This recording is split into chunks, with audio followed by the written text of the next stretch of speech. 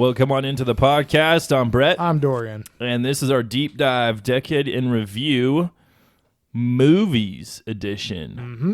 So, within that, we're talking about a couple of different notable things that happened in cinema. And no, we're not like we don't watch like foreign films per se. We're not that kind of cinematic. No. I mean, as foreign as we get as the Raid. We're not going to Martial arts movies. That's probably it that we'll all be talking about for like international cinema here. Yeah. We're also not going to Sundance movies. We're talking about like kind of more mainstream nerd culture, pop culture type things here for the most part. So we're going to start with some notable topics and then move into our favorite movies of the past 10-ish years. Yep. Which, before we even get into the whole decade in review, is it technically a decade? What do you mean by that? Like would the 2000 after this year, would it have technically been 10 years? No, because 2010, yeah, that's one. 2011, 12, 13, 14, 15, 16, 17, 18, 19. Okay. So there's some people who are on the internet that are fighting that ideal. Yeah. I don't know why. But anyhow, so just a heads up on this. We will be talking about spoilers for some movies. So if you hear us announce a movie that you haven't seen, you want to get around to seeing, just maybe expect there's going to be spoilers. Expect it. Skip ahead if you want to, remain unspoiled for certain movies that we'll be talking about. I mean, and most of these movies have come out before the last 6 months. Yeah. No, probably, yeah. Except for maybe Knives Out. Yeah, Knives Out is kind of the biggest one. But all right. I'll start us off, I guess. Mm-hmm. The MCU was a huge success in these last 10 years. Absolute banger success. I think every movie studio looks at the MCU and they're like, how do we do that? How do we make that much money? Yes. Yeah. Because, that's pretty much what we got with the direction the DC universe was going. Mm-hmm. And then now they're like doing something different. And now Star Wars is kind of heading in an MCU kind of way where they're not being... they're not strictly adhering to the trilogy rule. Now they're going to be branching out and doing other things. Yeah. And kind of interweaving different kinds of media. So, well, if you kind of look huge impact. No, it is. And you look at the MCU, the majority of it has taken place over the, last 10 years here for one, but also just the fact that it's kind of almost like this is like a TV show where we get like a new big Pretty budget much, yeah. 2-hour episode, like every 3 months, 3 months or so or something like that. Yeah.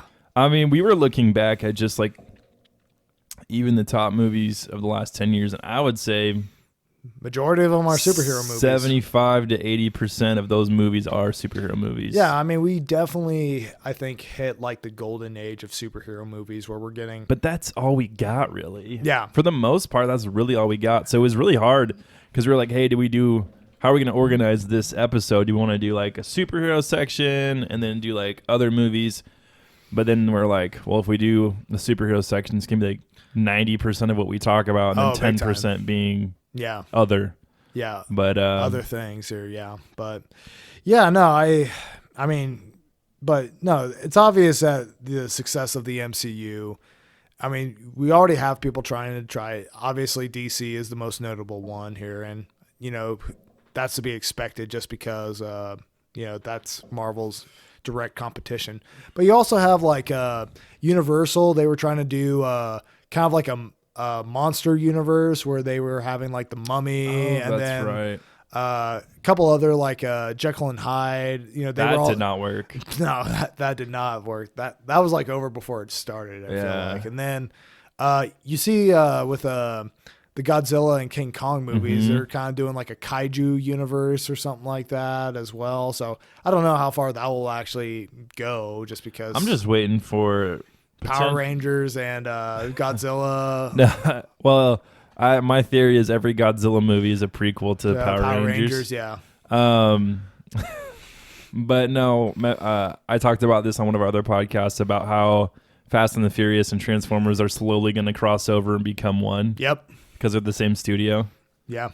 It could happen. It could happen. I mean, it kind of gives like the cast of the Fast and the Furious not really much to do if like the car Themselves. robots, drive themselves. They're probably just like sitting on the curb saying like, "All right, well, I guess we'll go clubbing." Yeah, for sure. Yeah, but no, it's crazy, man. Like we're talking like at least this franchise made $18 billion here. It's a couple dollars. It's in the bank. It's a healthy amount. It's a nice little chunk. Yeah. But so I think we have a little bit of a disagreement on this, but I think this is this generation's Star Wars. And what I mean by that is when Star Wars came out, it was the biggest pop culture sensation of that generation, of that decade. And it's what made a bunch of fans, and it really left a big impact, like in terms of like, you know, how movies are made, blah, blah, blah. I think that's what the MCU is for this past decade here for the most part. Yeah, and I think this generation's Star Wars is Star Wars Yeah. because we still have Star Wars. We still have Star Wars, but is it as big as the MCU? Oh yeah, What'd you say? Oh yeah. I mean, if we had as many Star Wars movies as they did, I mean, that's true. Well, Solo didn't quite make that much money, but like the main three movies that we got out of the new trilogy, I mean, yeah, they all made $1 billion here. So Yep. yeah, you're probably right on that. yeah. I mean, and here's the thing: I'm not gonna lessen what the MCU did. They did something crazy that I didn't think would ever. Yeah, it's unprecedented. Yeah, I don't, and the MCU is a lightning in a bottle scenario. Mm-hmm. That in all likelihood will never happen again. No. But not in the way they did, because the level of success they had and the original lineup, and even this, they're down to their casting. Yeah. I would say they haven't made a mistake except for Captain Marvel. Yeah, same here. I mean, and that's one of the things I think they really, what really differentiates them in terms of success as opposed to Marvel, DC, is that pretty much every single one of their characters I feel like is cast pitch perfectly. Yeah.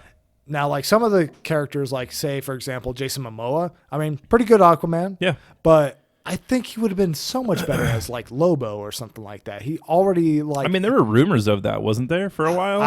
I don't know. He's definitely more like a biker, like. Yeah, well, he even portrays Aquaman more as a biker. He's even a Kraven the Hunter for MCU or something. Yeah, like, exactly. Yeah. But yeah, and then you have like Ben Affleck as Batman, which I mean, he did solid, but I don't think he was like perfectly cast here. If, we're going like on that front here. Yeah, I think we've talked about that too before. Of like, I think we both think he's a solid Bruce Wayne, just not necessarily a good Batman.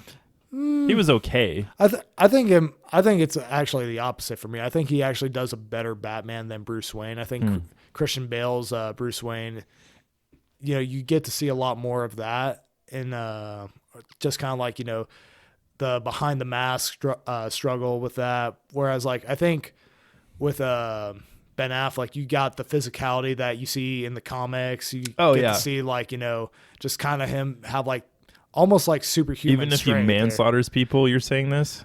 I'm saying despite that. Yeah, Dorian has a really big problem with Batman v Superman Batman. We might have to talk about that. That might be a deep dive for a fun time. Who knows, man? But yeah, I think one thing that really did help the MCU really thrive is most of their movies still had like the same type of tone to them. Like they weren't like too serious, too dark. They were willing to like crack a joke, be funny and stuff like that. So I think that's one of the things that really made it special.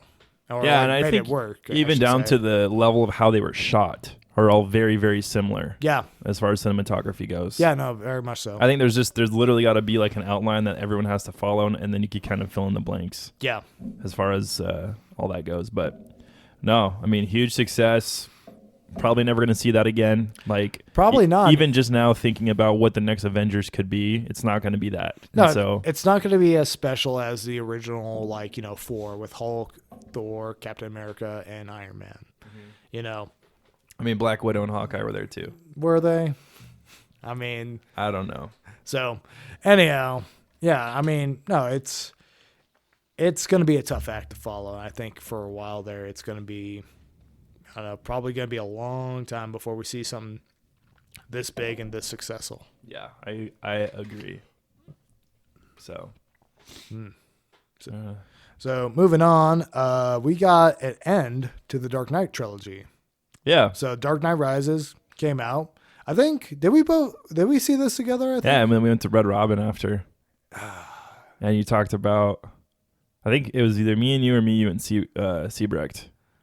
I don't Maybe remember. Ely, I don't remember. It was a long while ago here. But yeah, so I mean, here's the thing. Dark Knight, probably my favorite movie ever made. Or maybe we didn't see it together. Maybe it was BTS or BVS. Yeah, BVS we definitely Yeah. saw it together, and then did Red Robin afterwards Yep. here. But yeah, like I was saying, BTS, that's a Korean pop group. yeah. Anyway, all right. Anyway, so like I said, Dark Knight, favorite movie of all time. I think it's absolutely phenomenal and stellar. This movie didn't quite live up to that, and I would say this is probably the most disappointed I have felt in the movie theater. However, I don't think this is a bad movie by any stretch of the imagination. Matter of fact, I think it's better than most movies out there that we get. I just feel like Which one were you more you take the end of a trilogy like The Dark Knight. You Yep. take an end of the trilogy like the new Star Wars trilogy. Which one are you more disappointed in? The Dark Knight. Really? Yeah, just because But you liked it more. I did like it more just because, and it took me maybe a little bit of time for me to come around to that. That's why I'm Probably like a couple years. not, I remember talking to you about it, and you just did not like that movie at all. it's one of those things where it's like, first time I saw it, I legitimately was just sitting in the movie theater. Everybody else was like applauding just because it was midnight release. People are a little bit more eccentric and willing to do stuff like that here. But I wasn't clapping. I was just sitting there, and I was absolutely hyped for this movie just because, like I said, I'm a big Chris Nolan fan, big Batman fan. I was, ready to say, all right, show me what you got. And and even going into it, I knew that it wasn't probably going to be the level of The Dark Knight, but it might be on the level of Batman Begins. And even then, I still I prefer, like Batman no, Begins a lot. No, I do like Batman Begins a lot, but I don't feel like this movie even got to Batman Begins level in terms of the quality and stuff like I see what that you're here, saying. if that makes sense. Sure. So, yeah, I think this is the movie we needed, not the one that we deserved. And I think they were kind of backed into a corner on this one, kind of like Rise of Skywalker here. Now, you have some opinions about that. Yeah. So I don't think they were painted into a corner because Okay. As much as I think it was a studio decision to paint themselves. It wasn't like one person going, oh, the fans don't like this, so we're just going to change this whole thing, kind of like they did with Rise of Skywalker. Yeah. Yeah. And so they could have obviously it was, really sad what happened to Heath Ledger No, during absolutely. that time. Yeah. We would have gotten probably 2 or 3 more movies potentially. Well, and that was the original plan, was they were going to do, I think it was like 6 or 5 or something like that. at least I think 5 more. Oh, 5 movies. I think it was what they were originally planning for and all that. And Yeah. then they were planning on having Heath be a part of that. Even the third one here, they were planning on having him involved. There's that line in The Dark Knight where they're talking to each other, where he's saying I think you and I are destined to do this forever here, kind of foreshadowing what was supposed to happen. But yeah, and I would say that the Joker, as much as we loved Heath Ledger, he could have been replaced, especially a lot easier than someone like in Rise of Skywalker, like a Leia figure, who nobody's ever played Leia, yeah, but Carrie Fisher. right. But So there would be a literal riot if that happened. We've had many iterations of the Joker. sure, we have had quite a few iterations, but you have to also consider, so between The Dark Knight and now, we've gotten 2 live action Jokers here. Yeah. Would you argue that those Jokers are better than Heath Ledger? You mean between Jared Leto and Joaquin Phoenix? I would say I like Heath Ledger's Joker better. But what Yeah. I'm saying is I think part of that was the writing too for these movies. And And who's to say that we couldn't have got a copycat of someone? Like, I'm not saying be original. I'm saying do this Joker, but you can hire someone else to be in there to try to do the best they could have done. Yeah. I'm not saying it's going to be up to snuff with Heath Ledger's Joker. Yeah. I'm just saying they could have, if they wanted this to be something more than what it was, they could have done it. Yeah, but even then, I feel like you're gonna have a hard time finding somebody to do that, because if I was an actor in Hollywood and I just saw The Dark Knight and they were saying like, hey, we want to cast this role that belonged to Heath Ledger, and it's like, no, I'm not gonna do it. Okay, but that's also like saying the Batman. Sure. After Christian Bale did it, sure, who's going to want to come in and do that? But I mean, that is a little bit different, just because it is like, we're talking like they're rebooting and starting over versus like trying to replace somebody directly here, if that makes sense. Yeah, I don't know. I think that they could have done it. I mean, we'll never know how solid of a movie it would have been. Yeah. And I don't even know. Like, I liked The Dark Knight Rises. No, I mean, personally, and so I thought it was solid. I don't know. When it comes to what is the movie we deserved, I mean, I think they could have probably done something different than that movie. I think so too, yeah. But I don't necessarily know what that would have been. I mean, ideally... And would it have been as good as the one we got? It could have been worse. Who knows? It could have been. I mean, you'll never know, but I mean, I definitely feel like for this movie, there's just certain things that I feel like Christopher Nolan's like pretty good about that he just kind of dropped the ball on. Like, typically, his movies are very tightly written, that like they have like little to no plot holes here, pretty much, and they're also like pretty. They can also be unpredictable at times here, depending on like which Christopher Nolan movie you're watching here. I mean, if we're talking like Christopher Nolan's earlier stuff, most definitely. His later stuff, not so much. Yeah, but no, I mean, I think at the end of the day, I'm glad we got this movie. I think it is a good movie. And ideally, a movie that we would have gotten, if it's supposed to be like the end of Batman's story, it should involve the Joker, obviously. But I mean, yeah, to some degree, for sure. Yeah. I mean, I think I liked the villain choice with Bane and doing that whole like the Nightfall kind of series, and I just think it was kind of a shame we never got we did get a Robin. You hated that, by the way, when. I think I talked to you about. I think that was you that hated it. No, I liked it. Really? Yeah. Okay, because I remember you saying like, "No, that is not Dick Grayson." Well, no, it wasn't Dick Grayson, No, but it it was an Easter egg towards the kind of character he was. Sure. I didn't think they should have put that in there, but I was okay with the idea. When people are like, "It was Robin," I'm like, "No, it wasn't Robin." Yeah. Hey, he's not Robin. I mean, no. I mean, he's eventually going to be Robin, but we never see that. No, here. exactly. But yeah, but even like, and he was kind of like a proto Terry McGinnis in a lot of ways. Very much so. Well, I mean, because he has like a little bit of Dick Grayson in him. He has a little bit of Jason Todd in him. He also has a little bit of Tim Drake. Embodiment of the personality of the Robins, yeah, I think. Yeah, no, he's kind of like an amalgamation of like the three most popular Robins. Here. Right. But but it's like. That's kind of like what I'm kind of going towards, like, with, or what I'm talking about when it's saying like, the writing isn't not as tight or fleshed out as it, Christopher Nolan typically makes his movies, because it's like at the very end, it's like, okay, basically Bruce Wayne leaves, Joseph Gordon-Levitt's character, John Blake, the keys to the Batcave, basically. Pretty much. And he's essentially what you assume is going to be the next Batman here. Yeah, and they never do anything after. Well, but I mean, the thing is, it's like, he's had no training other than like being a cop. Yeah. He like, we don't even know if he has like the mental fortitude to like be like the world's greatest detective like Batman typically is here. Right. I mean, I like the idea of like him like, taking over, but I think you had to like probably had like another movie in between there, yeah. Introduce him. That way you can actually like get into that rhythm, or like make that more impactful and make sense here, if that makes sense. No, it does. Yeah. Yeah. But I mean, I think one of the things is like, we talked about how this was supposed to be like 5 movies or more than 3 initially. And I mean, there was a lot of talks of 5, 7. There was a lot of numbers. There was a lot of numbers thrown around, but I think when you look at it, it's like, you look at The Dark Knight and, you look at Rise of Skywalker, both movies are trying to end things after, a death of like a beloved actor that was supposed to have probably a larger role in this movie. Both were trying to like have like a lot of weight under on top of them in order to like deliver a satisfying conclusion to both movies. Sure. So Yeah, I get that. yeah.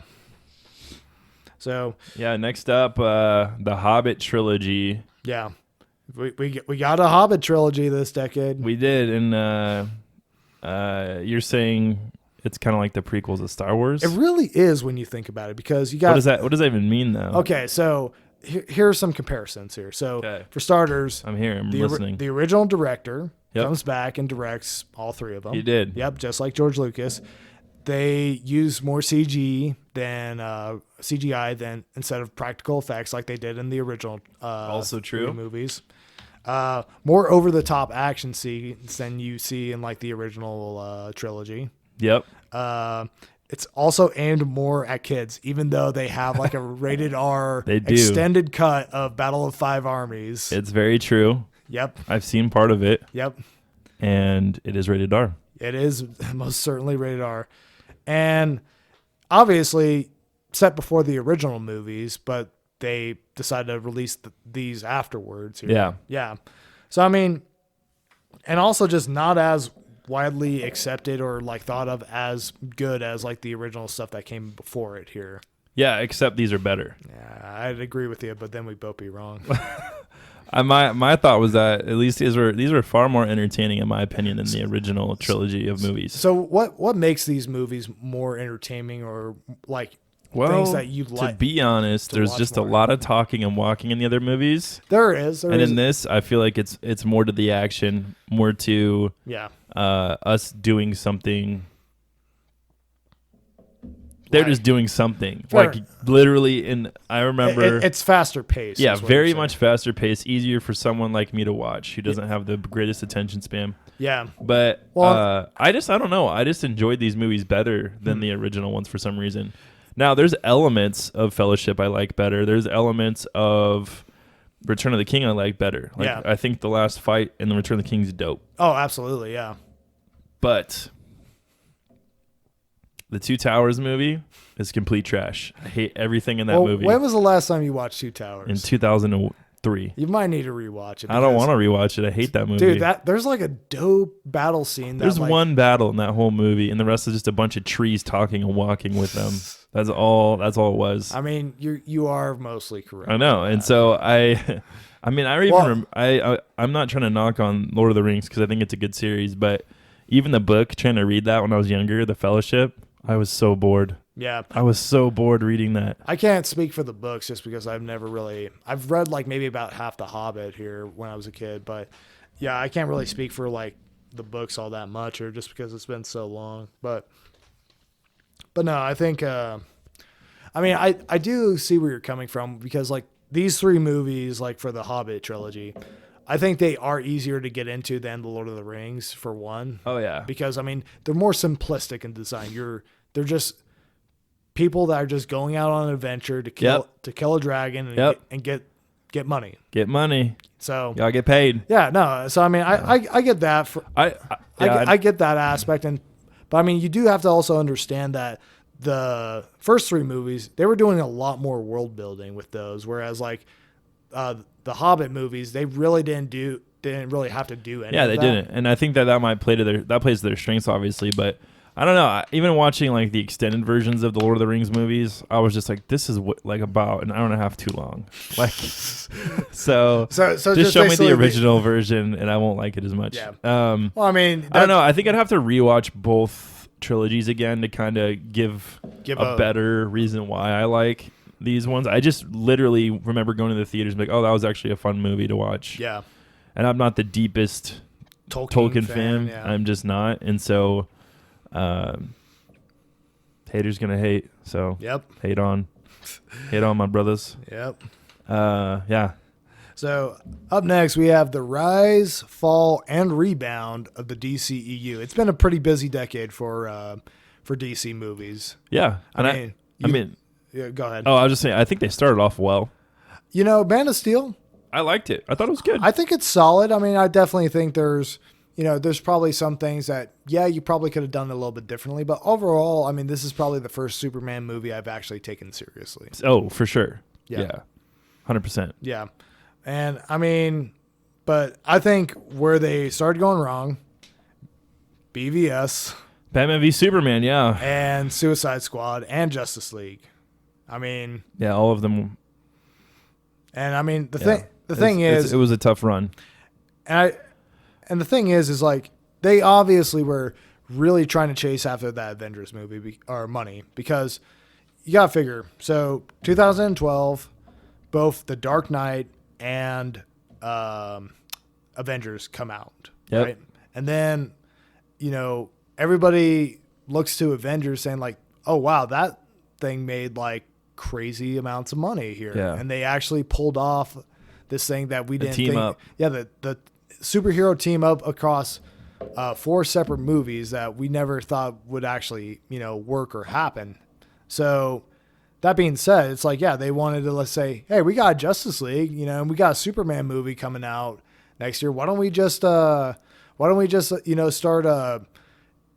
kickstarting off with that here, Yeah. I mean, it was definitely backwards because something that DC did not do a good job of, even though these characters are well established, is giving us a reason to care about them. Right, at least these versions of the characters. Right. Because, I mean, if you had, like, say, Christian Bale's Batman in there or something like that, you're working with a little bit more, for one. But, Yeah. Yeah, but I mean, it's like Wonder Woman, like the first time we see her is in BVS, and we have no idea really why we should care about her. She just shows up at the end Some with a exotic sword. woman. Yeah, exactly. But Yeah, and I think that maybe they overthought that piece because, I mean, we are coming off of a very successful Christopher Nolan Batman trilogy. yeah, And then Man of Steel comes out. Pretty good. Not bad at all. yeah, And I think they just kind of assumed for us to know at least those characters. That's why it was Batman v Superman: Dawn of Justice, because the idea was to introduce The Justice League, Aquaman, Flash, and Wonder Woman into the movie. yeah. Well, I mean, it really is like Justice League 0.5, that movie. Pretty much. I mean, Batman v Superman lasts for like 10 minutes. Yeah, it wasn't long at all. No, and they realized their mom has the same name, and they're best friends. Just don't. That's a good plot point, I think. Just Martha, we're best friends now. All I can say is Martha. I better like it's literally the scene from Step Brothers, like hey Clark, you want to do karate in the basement and stuff like that, like, but no, I mean I just better not meet Zack Snyder in public at all. He's ruined too many things for us, I feel like. And I feel like that's also like probably one of the big things why this DCEU kind of fell coming out the gate was Zack Snyder. The man, great visual flair, knows how to direct action, all that good stuff. Terrible storyteller, also yeah, he's bad. terrible writer, and the problem is he thinks he's smarter than he actually is. And I mean, what I mean by that is he tries to deal with concepts and things that are pretty pretty intellectual stuff, but legitimately does not know how to actually make it pan out here. Right. Yeah, I mean, they have bounced back a little since BVS and Suicide Squad and Justice League. I'm not rewatching any of those movies. No, I mean, I thought Suicide Squad was more fun than Justice League, to be honest. I think so too. I mean, because I like Will Smith, and I think Margot Robbie was she was a really good Harley Quinn. Still is, I guess, because technically she's still playing her in Birds of Prey. Yeah, she still is, but I mean, it's like even then, it's like I mean, it's a more fun movie, I feel like. Yeah. Whereas Justice League, I feel like if you're going to make a Justice League movie, it needs to be on the level of quality of an Avengers movie. Yeah. Otherwise, don't bother. I wanted it to be a little different, but I don't think they hit that mark. I was hoping for a little bit darker, grittier, but the tone of the movie was so bad, you just couldn't figure it out, really. And CGI is not not laughable. good. Yeah, it was laughable. not good at all.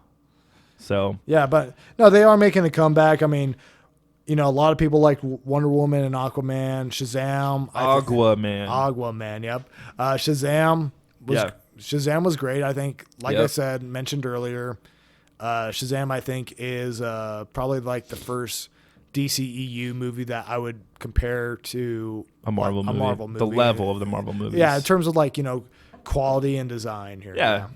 Yeah, and I would agree. I mean, I hated Aquaman the first time I saw it. Yeah, I mean, And then I rewatched it. I was like, it's not that bad, I guess. yeah. But that's kind of where I'm leaving it at. Wonder Woman, we both watched that. It was kind of like, did not live up to the hype. So many people were talking about it. Yeah, being a game changer. And Yeah, I stuff was like, that was just a movie, in my opinion. It wasn't anything different. No, I mean, I think it was, it's solid, but it's not like anything that's going to like make me be like, okay, yes, this is what I've wanted to see in a superhero movie for a while or something like that, or like, oh, that was actually really good type thing. Yeah, and I think that they're on the right path right now, but we'll kind of have to see how that pans out because I think it's still pretty early for them on their rebound. Like, really, the only success they had was Wonder Woman, Aquaman, Shazam, which is 3 movies, which I guess is quite a few. Yeah, but I mean, so basically half your movies have been success and the other half have If been, we get 3 more, like if Wonder Woman 2 is good, which I don't see it being great, which I don't know why. I just have a feeling. I feel like that movie is going to be good for the people who like the original, or the people who like the original will probably enjoy it. Like, it's not going to probably do anything really all that crazy for people like you and me who thought like, okay, this is just, another superhero movie. Right. And Yeah. then you have The Flash coming out. Yeah. And Black Adam as well. Black Adam, yep. The Batman is, Who knows what's happening with that or that's when a- it's going to take place. That's a really big question mark because, I mean, they're definitely doing some unconventional things for their casting. Like the Penguin's, Colin Farrell, right? yeah, Colin Farrell, skinny, not Yeah. fat, and he's not exactly short either here, really. No. And then they're gonna have Commissioner Gordon be I'm forgetting the actor's name, but he's being portrayed by a black guy. Selena Kyle's being portrayed by Zoe Kravitz. yeah, I think so. Yeah. Yeah, Aquaman's niece, I think, or something like that, or Oh, adopted no, daughter. that's his stepdaughter. Stepdaughter. That's Yeah. it. Yeah. So, yeah, I mean, it's so. Wait, who's Commissioner Gordon played by? Idris Elba? Because I no, would no, love no. that. No. It's I not. love Idris Elba. It's not Idris Elba. He's the best. He's great in The Office. Yeah. Now I remember watching The Office, and I'm thinking, man, you gotta move on to like bigger things. Yeah, you're here. too handsome for this show. But no, I think I'm trying to think of the name. He was he's like one of the. I don't know if you've seen any of Westworld, but he's like the main scientist in Westworld. I've never seen that show in my life. Okay, so Jeffrey Wright. yeah, That's he his was name. he was also in some of the James Bond movies as well. Here, I Okay. think Source Code. He was in that one as like one of the main scientists. Did they ever reveal who the Riddler's played by? I don't think they have. Wasn't there rumors of someone for a minute? I think there might have been, but I don't think like it was anything like that fleshed out or came to be Okay. here. So, yeah. But Hmm. yeah, I don't know. I mean, so it'll be interesting to see how DC plays it. I mean, because here's the thing: is like I don't want it to be just like copy paste Marvel per se, even though like that probably would have netted them more success and money. I do want it We're to be forgetting one specific Joker. No. Andy Serkis is playing Alfred. Oh yeah, he Yeah. is. Yeah. And it's Paul Dano who's playing the Riddler. Oh, okay. Is that confirmed? Yeah. Okay. Yeah. I forgot it was confirmed. I remember hearing something. Yeah.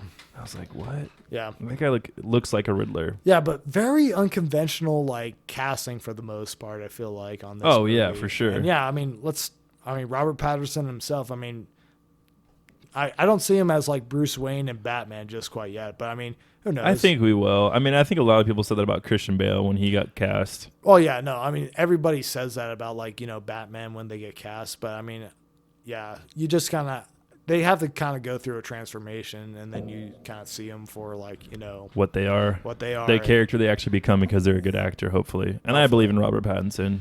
Yeah. Not because of Twilight, because he was Cedric Diggory in Harry Potter, and he did a killer job with that. And I guess he's been in some movies lately that are actually good. Yeah. I haven't seen them, but I heard they're good. Yep. All right. So looking at another franchise, Mm-hmm. we've got the X-Men. Yeah.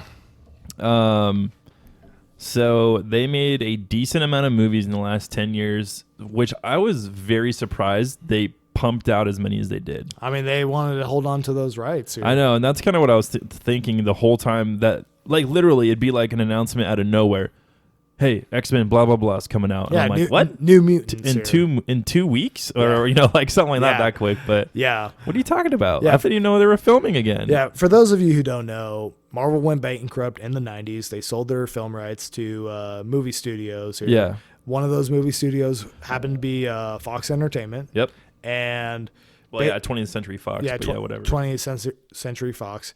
Basically, they said to Fox, hey, you can have these rights as long as you like, as long as you keep making an X-Men movie, I think every 3 or 4 years, somewhere Yeah, around something there. like that. So, which, I mean, that led to a lot of movies of varying quality. And I mean, here's the thing, like X-Men, like that's like the first superhero like movies I remember seeing growing up here and like thinking like these are really good. Like I really want to see like a whole lot of these here. I mean, my first was Batman '89, oh, really? Michael Was it? Keaton. And then like going up from there with So- like Batman Returns, Yep. Batman Forever, Yep. and then Yeah, then eventually the ca- X-Men. Yep. Just skip right past Batman and Robin on that one. I liked Batman Forever when I was a kid. Yeah. Batman and Robin was fun for crown, a kid. The It was crown, fun the for crown a kid. jewel of the quadrology. Yeah, or there's a whatever you call that. lot of things we could say about that movie, It but sure is. yeah, I mean, I was surprised because we got the first X-Men trilogy. Yeah, and then we had like we had They made a reboot, basically. but not essentially really. yeah, Not really though. First Class, But we didn't know that till until like Days of Future Past, which came. is the second one the second one Yeah. of the the new series, because it's not a trilogy. yeah So yeah, we had First Class, which I thought was good. yeah I liked it. yeah Thought the mutants they chose were different and cool. yeah. Um, I mean, good on them think- for making an X-Men movie that does not rely on Wolverine. yeah, and they did it Yeah. until they needed him in the second one. Yep. So I think that, and we'll kind of venture into that, but I thought they did a good job with casting, even on First Class. Yeah. No. Absolutely. So, then you move into here's the weirdest thing before we even move into Days of Future Past, which Yeah. is the second X-Men movie. Yeah. So each movie's set 10 years apart. Yeah. You're talking about in terms of like the prequel or like the So First Class is in what, the 60s or 70s? 60s, and then For- Days of Future Past 70s. 70s, Apocalypse 80s, Dark Phoenix 90s. So that's a Okay. 40-year. That's 40 years. Okay. Magneto and Professor X don't look a day over 30, No. 35. No. Definitely not 60. I mean, you could have. Here's the thing: you could have done that like for First Class and Days of Future Past, and probably gotten away with that here. You know. Well, and even from like- Dark Phoenix, like you take some of the mutants in Dark Phoenix to, what was the newest one? No, the newest one was Dark Phoenix. Apocalypse. Yeah, Apocalypse. They were teenagers, right? Yeah. Then you skip forward 10 years and they look exactly the same. Yeah. No, it doesn't work. That was weird. No, it was weird. Really weird choice on that Yeah. one here, to be honest. I think it was just a nostalgia thing. They could pull from 80s stuff and 90s stuff. Is Yeah. kind of what they wanted to do. Yep. But let's talk a little bit more about Days of Future Past, because I think we are both in agreement that was the crown jewel of the X-Men movies. I think you are right in terms of like just if we're talking about like X-Men movies, like we're talking like the team up, actually having X-Men in the name. Yep. Yes, I think this is the best X-Men movie that we ever got. We also got some bad ones. We sure did, yeah. So I mean, for obviously we talked about it, but you got Apocalypse. Yep. You got Dark Phoenix. Yep. You also got The Wolverine, which I did not really No, appreciate that movie all that Me much. neither. I mean, you didn't even say Wolverine Origins. But that didn't come out. Oh, that's right. It was before, huh? Yeah, it was right before. Ooh, because that one would have been on there for sure. Yep, it sure would have. Because I thought the Wolverine was better than that movie, and Yeah. the Wolverine wasn't that great. Yeah. So Yeah. I don't remember. We watched that not too long ago. Why did we watch it? Kyle wanted to watch Oh, it that's right. for whatever Well, he reason. doesn't have good taste, apparently. Apparently, but Yeah, we also got. I mean, technically not X-Men movies, but in the X-Men universe, they're Deadpool. mutants. Yeah. Yeah, Deadpool 1 and Deadpool 2, Yep. and Logan. Yes. Yeah, Which that movie was awesome. so good, so good. But We're gonna talk about that later too, right? oh yes, we are. Okay. Yep, in full detail. But Yeah, I mean it's kind of a shame just because I mean this was, I feel like at one point this franchise was a pioneer for superhero movies here, like because this was. I mean, this was the first team up. This was before Avengers. Yeah, this was before Avengers, and it was also before Sam Raimi Spider-Man here. Like I think X-Men 1, X-Men 2 came out before the first X1 I think was 99 or think 2000 maybe. Somewhere around there, yeah. And then Sam Raimi's Spider-Man was like 2000, 2001, right? I think maybe 2002. I don't know.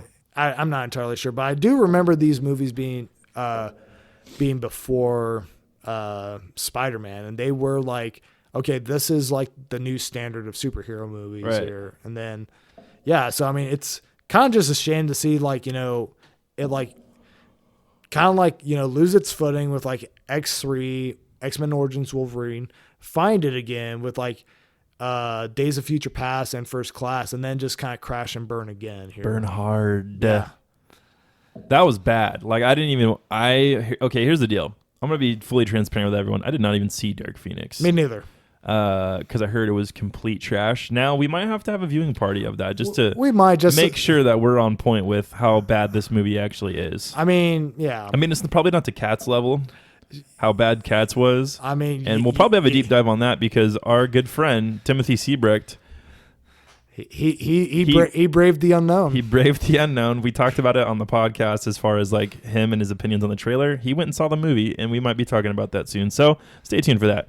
But yeah, I think that they're just really just making movies to make movies. The X-Men people, just to keep the rights, and now they're back where they should be, which is with Marvel and Disney's leadership. Ever growing empire. It's frightening. It is. So, but speaking of Disney, love it, taking over everything that we love and hold dear. They bought something else. This decade. Yep. A little franchise called Star Wars. Star Wars. And they brought it back. Stars. They brought it back. Yeah, they did bring it back. Yeah. I was skeptical of them bringing it back because I was like, what are they going to do? And then I got really excited because I'm like, well, we get more Luke Skywalker and we get more Han Solo. We get more Star Wars in general. And then they pooped on it with The Last Jedi. Anyway, no, I'm just kidding. But episode 7, yeah, it came back. It was a huge deal. I remember I went to see this movie. Yeah, I think opening day. No, we did. We waited out in the cold. Yeah, it was freezing cold, dumping snow. I want to say. Yep, it was dumping snow, and we're just like. You remember that one guy that was dressed up as a slave Leia, waiting in line and stuff like that. Yeah, and he was just like, you could see on his face immediate regret at his life choices here on that day because it was like dumping. It was like in the teens when it was really cold. I know all of us were pretty bundled up. Yeah, no, for sure. But yeah, all of us excited, all of us really liking what we saw.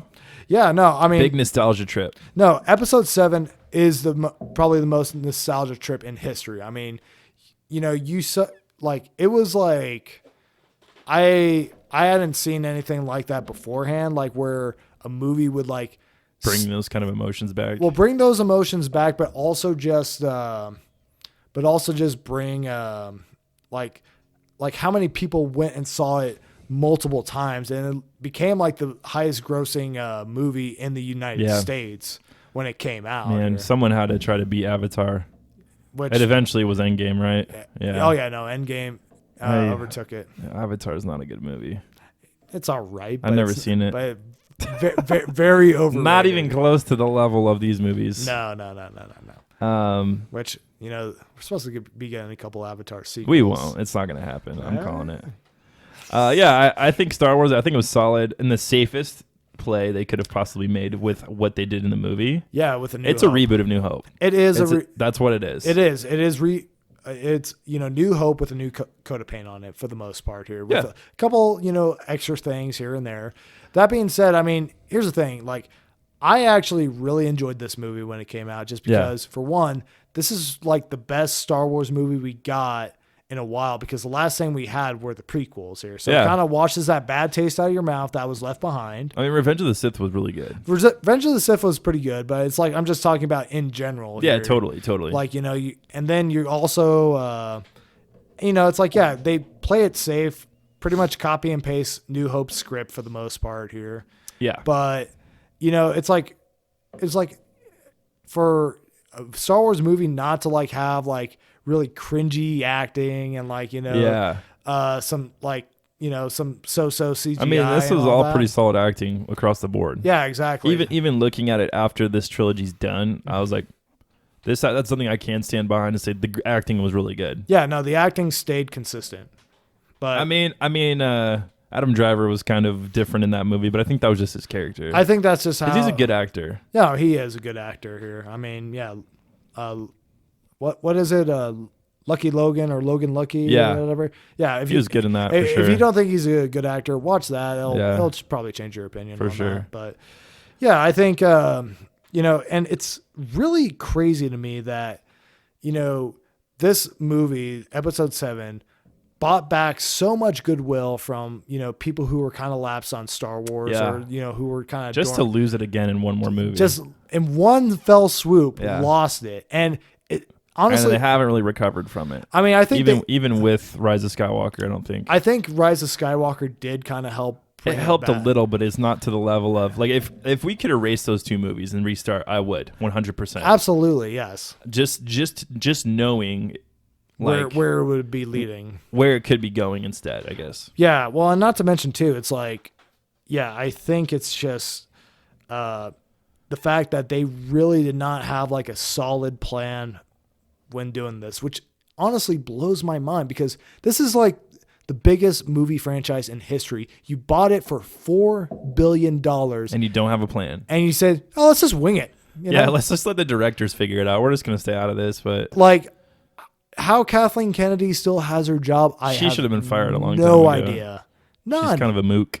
It really seems that way because it's like, how do you not like look at Last Jedi and the script and say, yeah, this doesn't really Where we're going. this really doesn't tie into like what was set up in Force Awakens, so we need to make a couple changes here and there. Yeah, totally. And I mean, and that's the thing. It's like, I want to like Rise of Skywalker more than I do, but it's like I feel like that movie is a overcorrection of like what happened in Last Jedi because it's like you have to like go back and say, okay, we need to address this thing, make sure that kind of wink and nod to the audience. Hey, we really didn't mean that. Stuff yeah, like that. pretty much.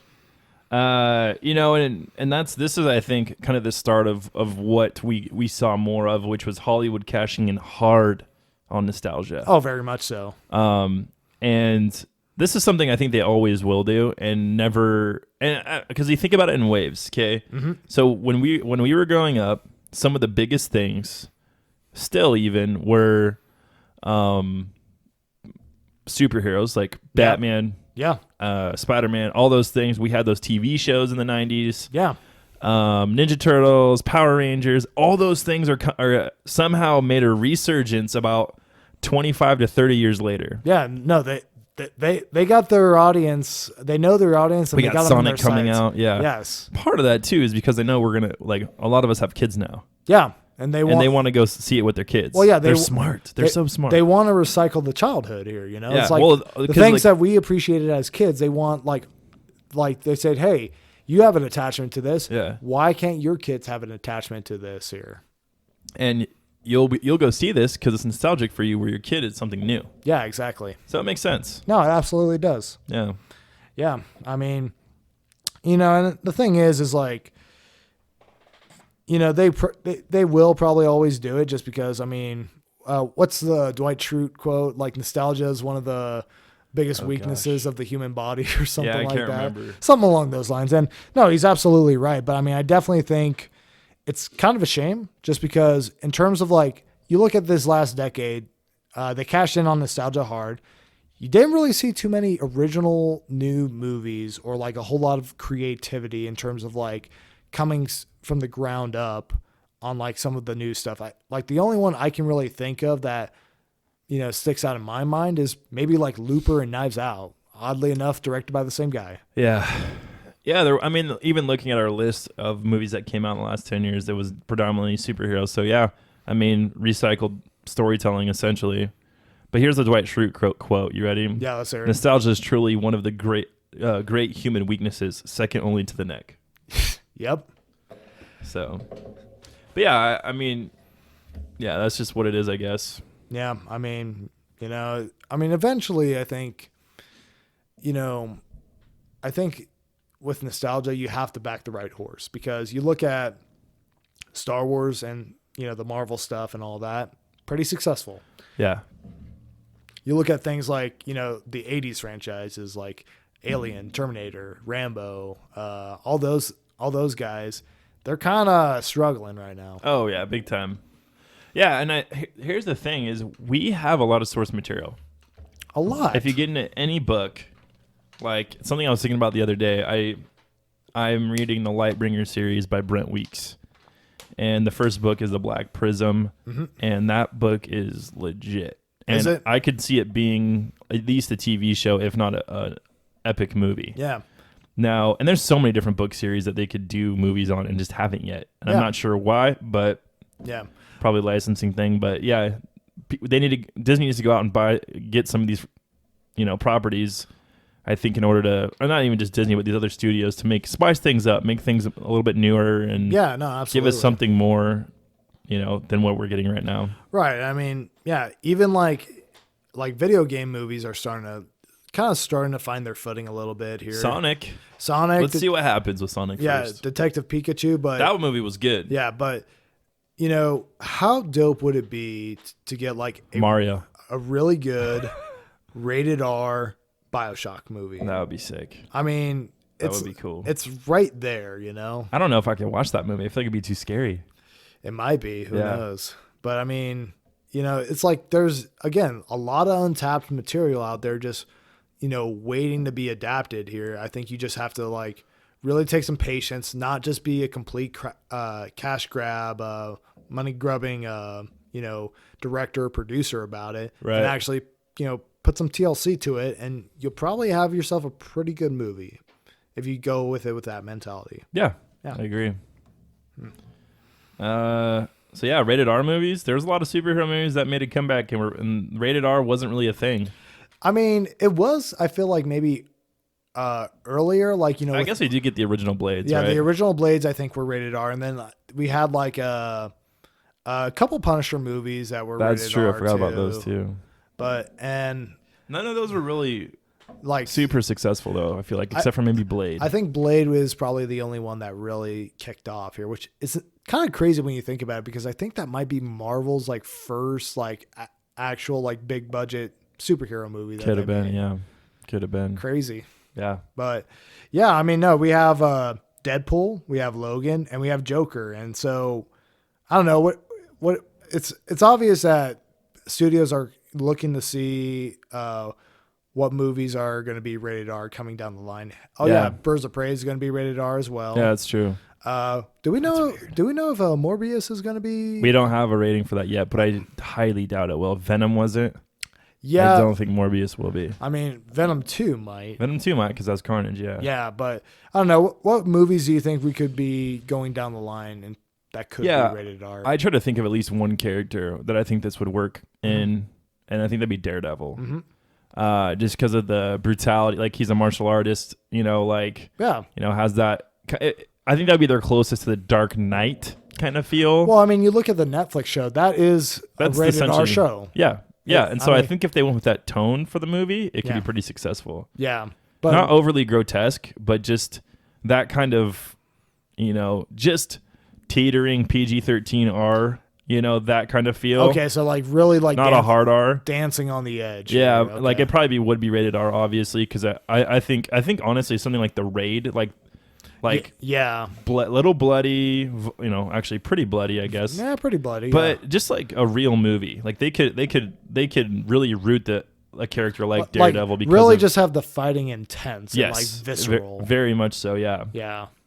Yeah, and I think it'd also be cool if they did that, took the Days of Future Past storyline and kind of expanded on that. I think that could be really cool, rated R. Like the future and all Yeah, that, kind of like- like X-Force type Yep, thing. exactly. That would be pretty cool. I was thinking about that the other day. That I wanted to see more of that future dystopia. Yeah, the Sentinels coming in, destroying everything. Yeah, I think that would be really cool. But What do you think? I'm kind of cheating with this one, and I'm probably way off on the prediction, but they did announce Blade. They did announce Blade. At the Marvel Phase 4 conference here. Yeah. Which, I mean, that being said, it's like, I don't think Marvel has really produced a rated R movie for the MCU. And this movie is going to take place in the MCU. And like we already said, the MCU is wants to keep its tone kind of the same. And and I think that they'll stay there. And so if they do that, I don't feel like Blade can be a rated R movie here. Yeah, probably not, and especially since we've already gotten one that's that whole shtick. I would be hard pressed to see if it's inside the MCU that it would be rated R. But I feel like you're in a very tricky place because you already had, movies that already have established themselves as rated R movies with like the previous Wesley Snipes movies here, and it's like, and then this is supposed to be like. Essentially, you would think should be the better version of this if you are going back and redoing it and like including it. So that being said, it's like, but if you're going to like tone down like, some of the things that made those movies good, that makes it kind of hard to justify. Like I can see them doing one way or the other, to be honest. They could either R or PG-13. Yeah, maybe. I mean, I feel like you definitely have to make it a darker movie in order for it to actually work as a Blade movie. It can't be as, lighthearted as like say something like Ant-Man or something like that. Yeah, totally. Yeah. Well, we're going to take a short break and then we're on to our favorite movies of the decade. Stay tuned.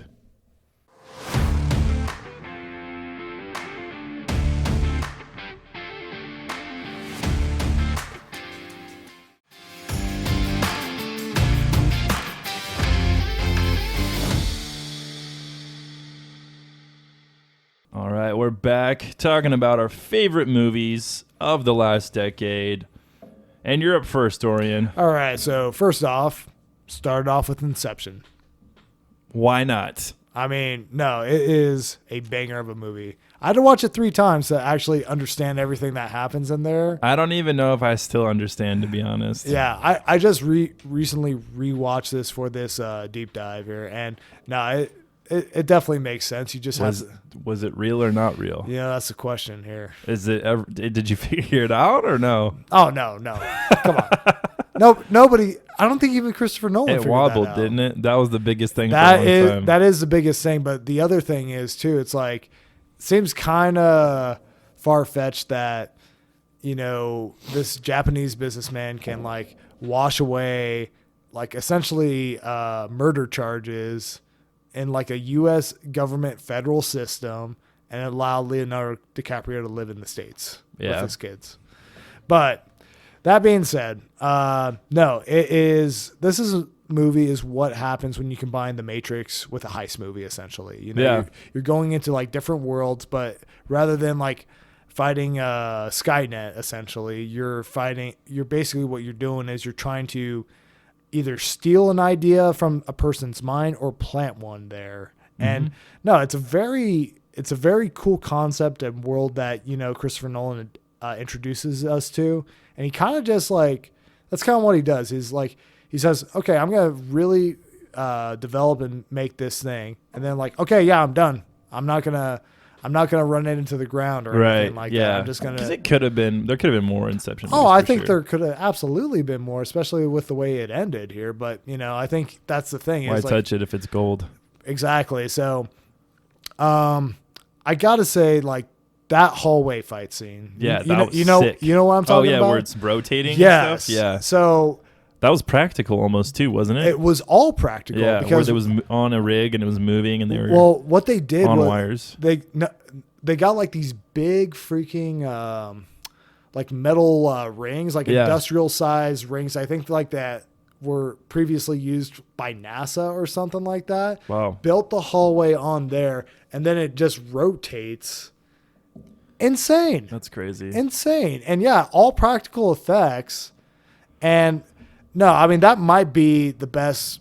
I'd say probably the best fight scene we might have gotten this decade, potentially. Yeah, I agree. I mean, it was absolutely crazy and insane. But no, this movie, Christopher Nolan firing on all cylinders. Just great acting, great cast of characters, great, world building, sci-fi, and everything like that. I think this is an absolute banger of a movie.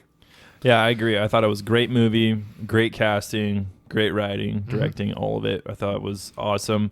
I think it's a movie I often forget about for some reason. I mean, it did come out at the beginning of the decade. I think. So I just have to remember about this movie and keep touching back to it. I think a lot of people kind of forgot about this movie too. It was a huge deal when it came out. It was, yeah. Everyone was talking about it. Yeah, because everybody was like, okay. Was it real or was it what? Did he make it out? Yeah. Yeah. Yep. Okay. A movie I really, really enjoyed, and honestly, top movies for, it's an animated movie, so I'll say that. Top animated movies for sure. My probably top 5 of movies from this decade. Spider-Man Into the Spider-Verse. Yeah. Now, I say that for a couple of reasons. Number one, I think it's the best Spider-Man movie that they've made yet. Absolutely. And amazing animation. They created a style for this movie. Well, and not just the style, but they play around with multiple styles. You got Spider-Ham, who's like kind of like a more like Looney Tunes. Yeah, and then you have like Nick Cage's Spider-Man, who's Spider-Man Noir. He is noir. He's got like this really like black and white and like just noir style. And then you have like the anime style from what's her what's that one? I think it was a manga. It was her name was Penny Parker. Yeah, Penny Parker. Yeah. I know it did such a good job, and I think it was just like it was definitely a coming of age story. But then there was tragedy that happened. Obviously, this is spoilers for those of you who haven't watched it, but I feel like it's been out long enough. Yeah, and we've already teed up that we're going to be talking about spoilers in this section. So and so just like the death of Peter Parker in Miles Morales' universe. So the story takes place around Miles Morales, who's this new Spider-Man, and just because he got his powers and he's like. Okay, what do I do now? And then he finds Spider-Man. Spider-Man's like, I'm going to teach you type of thing, and dies. Yep. And it's just like, okay, what now? Worlds collide. You get all these crossovers. Yeah, different from Spider-Man. different universes. And it was just really cool. Like, great writing. Great Nick Cage performance. Probably his best yet. That honor belongs to The Wicker Man. I don't even know if I've seen that movie. I've just seen clips of it on YouTube. That's all I need to see. That's all you need to see. But yeah, and they're making a sequel. Yeah. And then there's also rumors recently. Did you hear they want to do a live action Spider-Verse? Because originally Spider-Verse originally Spider-Verse was supposed to be Tom Holland. His Spider-Man, Andrew Garfield's Spider-Man, and Tobey Maguire's Spider-Man. Well, I thought they were just going to like make cameos, weren't they? No, they were going to be the actual Spider-Man. Oh, were they? Yeah. Interesting. To come in, I think, with Miles Morales. I don't know how it was going to pan out. Now there's rumors that it's actually going to be a live-action movie. God help us all. That'd be interesting. That'd be really interesting. I feel like... We'll see what happens, obviously. There's a lot of red tape you got to go... You got, and a lot of hoops you got to jump through before you can even get to that spot here. But yeah, no, I mean, both those actors probably aren't doing much right now. Probably not. No, but no, like this, I agree with you. Best Spider-Man movie to date. I mean, this is a movie that essentially at its core, like discusses what it means to be Spider-Man here. Oh, for sure. Because I mean, you have like what, 5 different Spider-Man. Yeah, because you start with the original one from that universe. Yep, and then you have Miles Morales, and then you have Peter Parker of a different Earth, who's voiced by Nick from New Girl. Nick from New Girl. And then Gwen Stacy. Gwen's Spider-Gwen. Yeah, and then you have Penny Parker, Spider-Man Noir, Spider-Ham. Yeah, and then I'm trying to think. They didn't have a cameo at the end? Yeah, Spider-Man 2099 or whatever. Yeah, 2099. Yeah. So yeah, there's 7, I think. Yeah. So I mean, but yeah, you get to see like the connecting threads of like, okay, what makes these people Spider-Man in their world? Respected worlds. Yeah. Yeah, exactly. And no, it's just the animation alone is worth the price of like watching this movie. And it's on Netflix. Yeah, it is. Just go isn't watch it. Yeah, just watch it if you haven't. Just go watch it. It's real good. Super good. Yeah. So up next, one that I put on here, and we kind of talked about it a little bit earlier. Yeah. X-Men: Days of Future Past. Yep. So best X-Men movie, Oh yeah, for sure. like we mentioned. I think one of the things that I think really stands out in this movie are the action scenes, because you have like the action scenes like in the beginning where the Sentinels come. Yes. They, I think they take out Iceman, Bishop, Kitty Pryde. No, I think Bishop survives. I think Well, he does. Yeah. But like they take out. Oh, they're fighting. Yeah. Yeah, they take out like Their little hideout. Their hideout, Yeah. and then like they're all dying, and then Bishop gets sent back in time Yep. and all that. Really cool fight scene, and then you have the Quicksilver scene, which is like, hilarious. is famous now. Yeah, here. super famous. No introduction needed on Not that really. here. I mean, yeah, and then the fight scene at the end, like the last, like I'd say, like I don't know, it's probably like the last 10 minutes of it where they're fighting in the 1970s, and they're also fighting in the future because the Sentinels found them, and then you get to see all the powers just get used like within sync with each other. Like, you know, you got that portal lady that's sending Colossus like thousands of feet up into the air, yeah. and then like she opens a portal, so he like zooms like right out Yeah. to the into the Sentinel and all that stuff like that. Just really cool stuff. Really great, like really creative use of like powers in that movie here. For sure. I definitely think probably should have just been the conclusion to like the X-Men. I thought franchise. it was gonna be. I mean, I did not think we're getting a movie after that. I figured they would, just because where there's money, there's sequels. Where there's Yeah. success, there's sequels. I just don't ever remember that being in the conversation. Yeah. Well, I thought that was gonna be it. No, because they teased Apocalypse at the end of that movie. Remember, like he's building the pyramids and stuff like that. Oh, that's right. And we ended up getting that version of the future, like the X-Men universe Yeah. that we always wanted. Yeah. But then nothing really happens with that. Not really. I mean, which I think they were planning on doing that X-Force movie, because there was talks about that, but I think a lot of those ideas got scrapped and moved to Deadpool 2 for the most part, which is a shame, because I would really like to see like a movie just solely based in that future. Oh, yeah. Yeah, that That'd been dystopian cool. future. Yeah. So you're up next on this one. Yeah. So Knives Out. This was my stunner of the decade. I thought it would just be okay.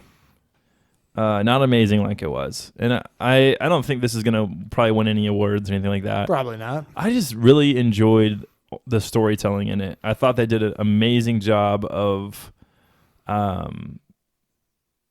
mean, I haven't seen it again, so I don't know the replay, probably not the same kind of replay value, just because you're trying to figure out who done it type of situation. Exactly, yeah. But yeah, really was a stunner, because I thought for sure it was just going to be like, it was whatever. Yeah. Like kind of my feeling with 1917. I went into 1917 being like, oh, this looks really good. And then I went in and it was just kind of like, I guess that was a movie. You know, it wasn't bad. I think that's kind of what I was thinking. But Knives Out really wanted me. It got me to do what I think they were wanting to do, which was to kind of check into this genre a little bit more. Sure. Maybe read a couple books that are that murder mystery kind of. Yeah, the whodunit mystery type thing. I just really enjoyed being a part of it, like kind of trying in my head, like, okay, paying attention to every little detail as much as I could. Yeah. And be like, hey, who did this? Well, why is he doing that? And then sometimes it panned out and it was something, other times it didn't. Yeah. I just really liked what they did with it. Thought the cast was amazing. And I'm looking forward to the sequel regardless of what they do. Yeah, no, I mean, this is a movie that definitely took me by surprise in terms of like, when you find out who actually did it here and all that, just because I thought it was going one way, completely subverted my expectations and went a different way here. Yeah. But no, I think this is a movie that, really just emphasizes its focus on just being entertaining. Like, For sure. they make sure that like there's not a scene that goes by that's like boring or like, that's like, okay, this is a scene that's necessary to get to like the good stuff or like to, progress the storylines. Like, no, every scene, like it has like something interesting and fun going on in it for the most part. And then, yeah, I think stand out to me, Chris Evans. I really liked Chris Evans. Yeah, he was in this really movie. good. I mean, very, very, very different from how you see him in Captain America and like some of his other roles that you might have seen him in. Yeah, because he's kind of that very snotty character who's very privileged. Snotty rich kid. Here. Yeah, pretty much the epitome of that. Yeah, it's very And you're much used to so. seeing him in the Boy Scout role of Captain America. Yeah. Or even the funny guy in Johnny Storm, or exactly. not really this preppy kind of. He just owns it so well. Oh, he does a really good job with it. You forget like you're watching Captain America. Yeah. When you watch this movie, but yeah. Yep. Super good. Oh, it's really good. So up next, Winter Soldier, Captain America's second movie in the MCU. Best MCU movie. I mean, in my opinion. Yeah, really freaking good. Yeah. Like the thing is like every time I watch this movie, I feel like I like it a little bit more here. It just is one of those things that kind of grow on you. Because when I first watched this movie, I was just kind of like, oh, that was a movie, kind of thing. But then the more I watch it, I'm like, oh my gosh, this is actually really, really good. Yeah, I mean, from the get-go, I just really liked the idea of this movie. And it was different than any of the other Marvel movies they have done up to that point. Yes, and even still, so. really. Yeah, because, I mean, Civil War definitely kind of had a little bit of elements of this. I feel like Civil War was Winter Soldier light. Yeah, very light. Yeah. Yeah, I mean, like at the beginning, you definitely got a little bit of that. But this movie was just full committed just to like this one idea and tone and all that. But honestly, absolutely brilliant idea to combine a Jason Bourne type spy thriller with like a movie about superheroes or like superpower beings here, Right. It's like how do we not just have like a standalone series just about that here, Well, and I think that's why we're getting that Winter Soldier Falcon TV show. Yeah. Exploring that more because Winter Soldier was legit in every way, I think. And like like you said, kind of with the Bourne movies, that's one of my favorite trilogies of all time. Yeah. Now, I don't like the Jeremy Renner one or the one that came after that with Matt Damon. Those I think don't the count. original trilogy is the best part of it. Yeah.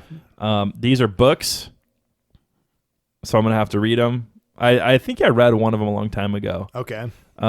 With the Bourne movies. They're a little bit different. Anyway, yeah, best Marvel movie to date, in my opinion. Hit all the beats it needed to hit and did a lot for, I think, the relationship that you see that Cap has with Bucky and the other Avengers too. Yeah, it's also like he really genuinely cares. And no, it's one of the Marvel movies that really pushes like the needle along in terms of like events and story in the MCU. You find out Hydra's never been dead. They've been in the shadows the whole time. You find out you establish like more of a relationship with like or at least like a bond with like with Natasha Romanoff and Steve Rogers here. And then also just like Steve Rogers reconnecting with Bucky Barnes here and all that. For sure. I mean, like, pretty emotional stuff for like your typical Marvel movie here. Yeah. And I think that relationship that it plays on with Bucky and Cap is the pinnacle of the movie. It's really very much so, because the coup de grace of character depth. And I think I really don't think they'll have another relationship like that in the MCU. Probably not. Just with how much they did with that relationship. Oh no! I mean, you look at the last fight scene in that movie here. It's not like a big, bombastic like fight against Thanos here. Where they're just fighting each other on the hangar or whatever. Well, they're fighting each other on the hangar. Cap stops the helicarriers from executing their targets here. Yeah, and then after that's done, Cap's like, I'm not going to fight you, Buck, here. And like he drops his shield into like the lake or whatever they're hovering over. Yep. And then like Bucky's just, beating the tar out of him and, and Cap's just like submitting just because that's his friend. He just wants, him to be like safe. He wants him to be, Bucky again here and all that. So yeah, no, it's definitely pulls at your heartstrings. Yeah. Another movie. This is outside of the Marvel universe, but Ford vs. Ferrari. I went and saw it. Really good movie. Yeah. Not a whole lot to go into. It's not elaborating. It's based off a true story. Yeah. And where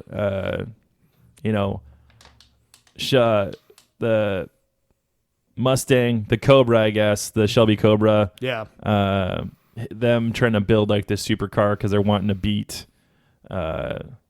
Italy and whatnot because they always win this big race. And Christian Bale's in it, Matt Damon's in it, solid cast, good writing, fun movie, sad movie, pulls on the heartstrings, all that good stuff that it's supposed to do. And I thought that it was just a fun time. So now, I haven't seen this movie, but speaking as somebody who is not a car guy at all. yeah, Is this you don't have to be a car guy. Okay, so this is a movie that just good characters. Okay, perfect. Yeah. Just good story, good characters. Yeah, and I mean the racing part's cool because if you like action, sure, it's got a little bit of that in there. So okay, it's not just watching NASCAR. No. I mean, you got people like Matt Damon and Christian Bale. It's going to be a lot more than just an action movie. Sure. So Sounds good. yeah. So speaking about cars, movie that pretty much worships cars. the cars. Yeah. Mad Max Fury Road here. Yeah. So this is kind of like the same deal with Winter Soldier. I saw it in the movie theater. I was like, okay, that was a movie, and then watched it more as like it came out, or I think like maybe the second time in theater. I'm like, oh wow, this is actually pretty good. Yeah.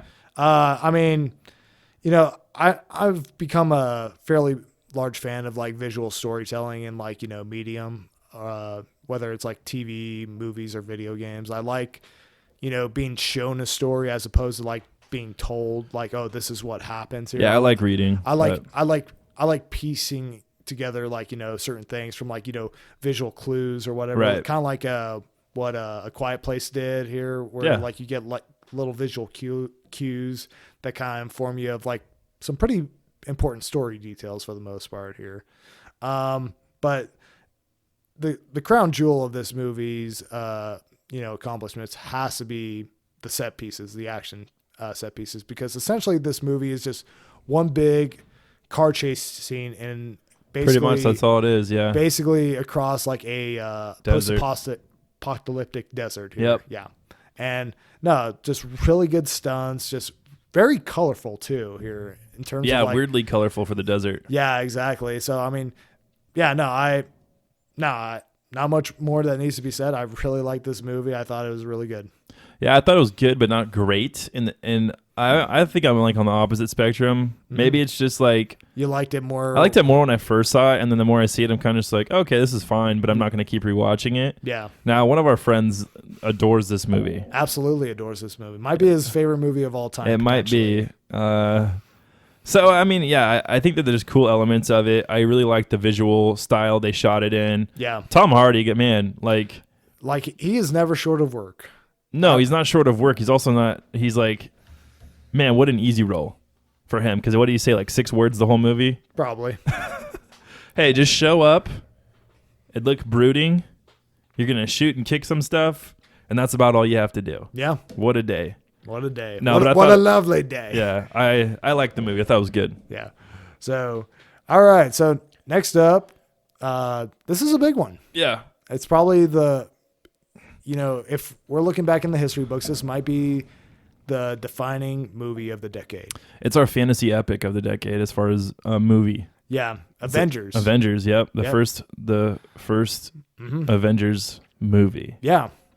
I mean, this is really the first team up other than like in the MCU that we've ever gotten. And when I say that, obviously it excludes X-Men because that's already kind of its thing. And it was already a team up to begin with. Exactly. I mean, like, but we get all those characters we've been getting movies of. Yeah. Now they're in one place. Yeah, all separate. And now they're together. And yeah, awesome job with it. I didn't think it would be as good as it was. Yeah, that's all I got for it. But no, I mean, this is an instant classic. I think the only thing is like, at least currently where we stand, we're just coming off of Endgame. Yeah. I think this movie may be currently overshadowed by, things like Infinity War and Endgame. Yeah, I would say those two for sure. Not Age of Ultron though. No, come on. but I think it'll be interesting to see, but I think we will, looking back, I think people will probably look on that movie more fondly just because, for one, there's not a whole lot of like things that you really have to like know and catch up on to watch that movie. Something like it's just fun something like Endgame or Infinity War, like you better You got to dive into about 20 movies. you better stay in over the weekend because you got your homework cut out for you here. Oh yeah. Yeah. Next, so along the Marvel lines, I have Captain America: Civil War. Yes. So this is my favorite Marvel movie. Okay.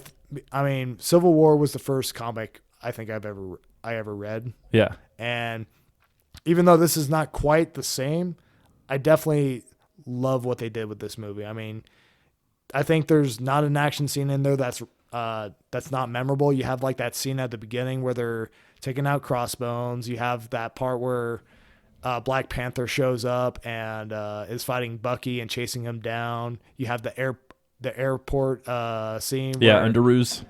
When Spider-Man yes. shows up, I think was the best part. Yep. And then also you also have like the scene where like, it's Iron Man versus Cap and Bucky here. Yeah. At the end here. I mean, just absolute banger action. I think also just the fact that I think this is the best Avengers movie in my opinion, even though it's not officially Avengers movie. It's the third Captain America movie. Right, but come on, let's It is an Avengers movie. It is an Avengers movie. I mean, Cap's inviting all of his friends over pretty much to be in his movie. It's pretty much the same thing. But no, I think it's I also like it wrestles with like, kind of like real world consequences. Like, hey, the Avengers don't have like a boss or like any nation or government over them. And people are saying like, okay, well, we need to keep these guys in check. And then you have like the opposing side, with Captain America and company saying, yeah, no, because right now, because we're not under something like that, that's the reason why we're so effective at our job. So it's a very, catch-22 kind of situation. Pro-government versus like anti-government type of, argument and scenario here. But I mean, no, I liked how things played out. I think it's a great movie. Yeah, I don't really remember this movie as well as the other ones because I think I only saw it once or twice. Okay. I didn't think it was bad at all. I thought it was good. I think this is a lot of payoff that you get from Winter Soldier. Yeah, and Age of Ultron too. Yeah, well, and I mean specifically for having that Bucky Cap scene fighting Iron Man was like a big payoff for someone who's really, an advocate for the Winter Soldier movie. Yes. And so I loved that. And I mean, I think most people were on Cap's side, if not everyone. I mean, how could you not be? I've met like maybe one or two people that were Team Iron Man, but it's like, even like they're wrong. Number one, they are, but even then, it's like at the end of that movie, you kind of get the idea that Iron Man kind of realizes that he was on the wrong side when he sees like Falcon and Hawkeye and Scarlet Witch all in jail and stuff like that. He's like kind of looking and saying like, ugh.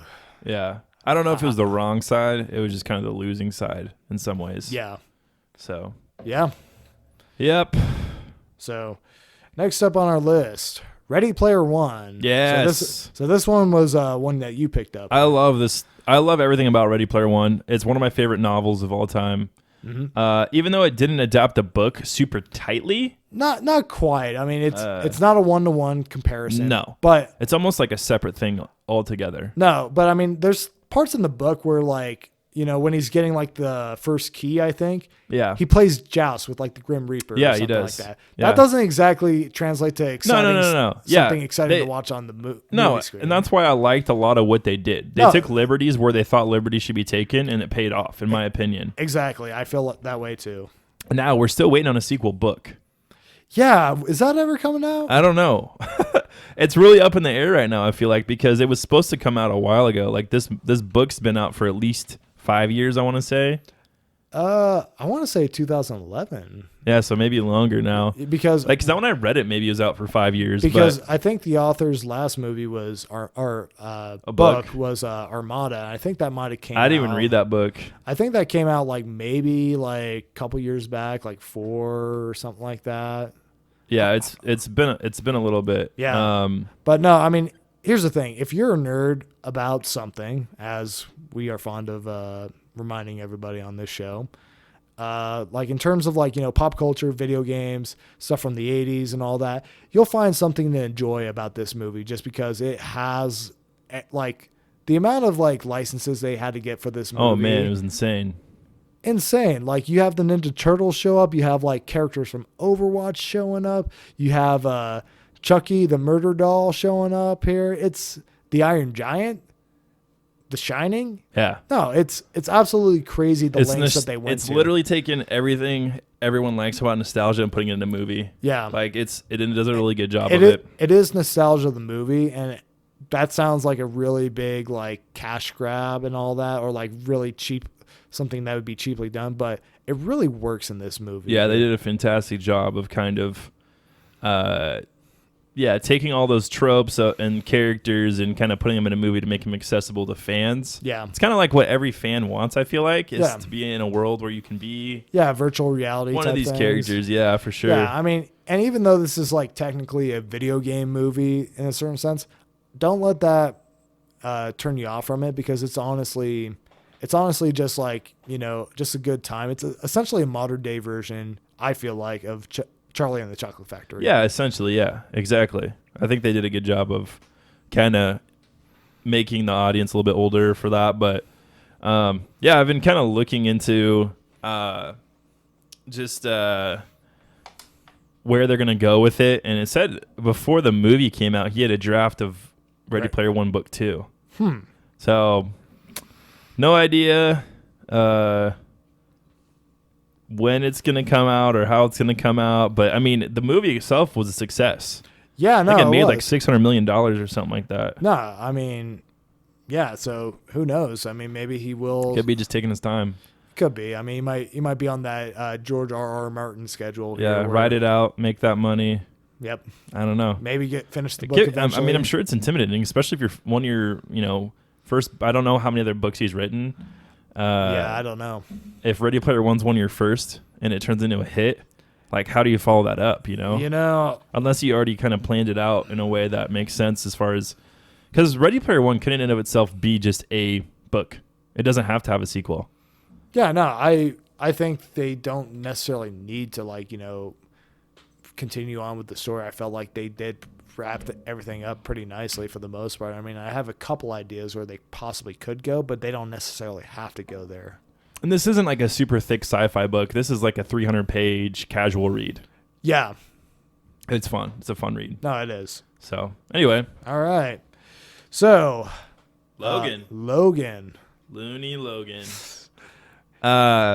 Nothing loony about this movie. No, super solid movie. Super evoking movie. Like, it really brought a lot of emotions into an X-Men movie that I had no idea I was going to feel. Yes. In this kind of movie. This movie the ending made me cry like a little girl. Yeah, you cry a lot at movies. I do not. Yeah, huh? Because what was the last movie we were talking about? You're like, it made me cry. Stranger Things. Oh, that's right. And then my wife was listening to it and started laughing. She's like, Dorian really cried at that? I was like, yeah. And she's like, okay. But to be fair, I was very jet lagged coming home from Japan. Gosh. So excuses.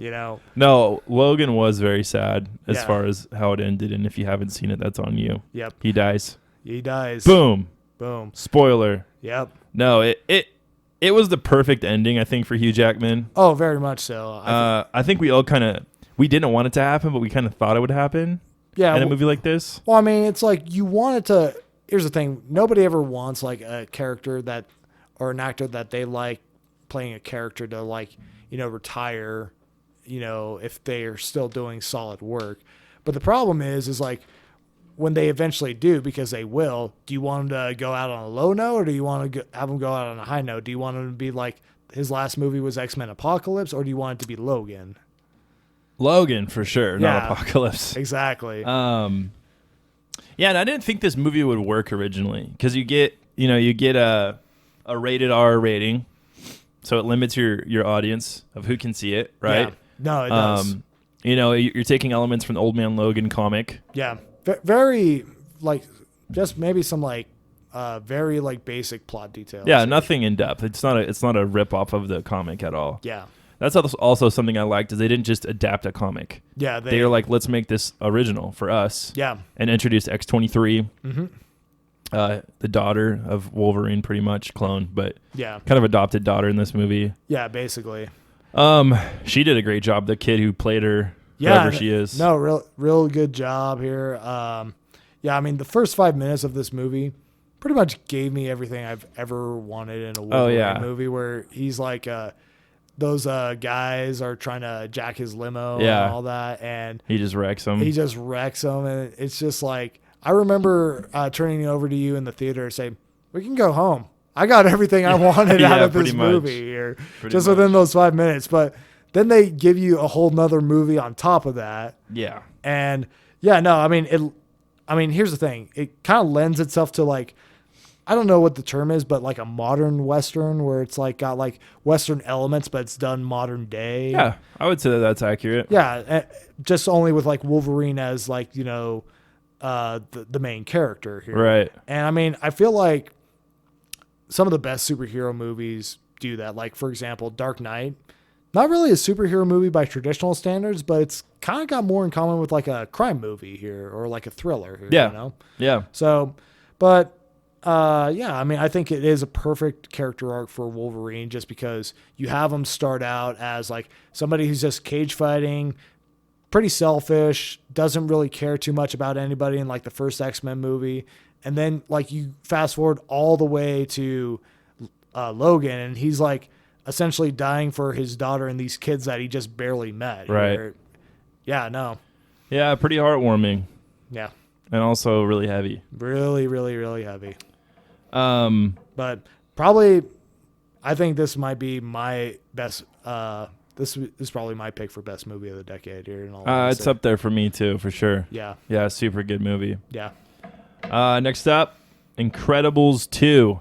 Okay, I put this on here because it's one of my favorite, the original movie, The Incredibles, is one of my favorite animated movies of all time. I would agree with that. The second one wasn't as good, in my opinion. No. Some people disagree with me, and you're wrong. But something that is better about this movie is we get more Jack, who is freaking hilarious. You do get more Jack. The raccoon scene? Yeah, the raccoon Come scene. on. Yeah. Come on. But yeah, I love that we got a sequel to that movie, and it was a good sequel. It was not a bad sequel. Where a lot of times when we get movies, especially animated ones, they're just kind of like lower quality, not as good, except for Toy Story maybe. Oh, you're talking like Aladdin and Return of Jafar. Return of Jafar was definitely a step down. Yeah, big time. But yeah, I really liked the storytelling in this Incredibles movie. Yeah. It's a lot of fun. Jack is a lot of fun. Yeah, I thought it was good. Yeah, I mean, I think it's a decent sequel to The Incredibles. I mean, I do feel like it is missing a lot of those really like just genius moments, like "Honey, where's my super suit?" type things here. Oh yeah, where's my super suit? You know, just really like moving into that whole like, oh, this is like a suburban American family that has to.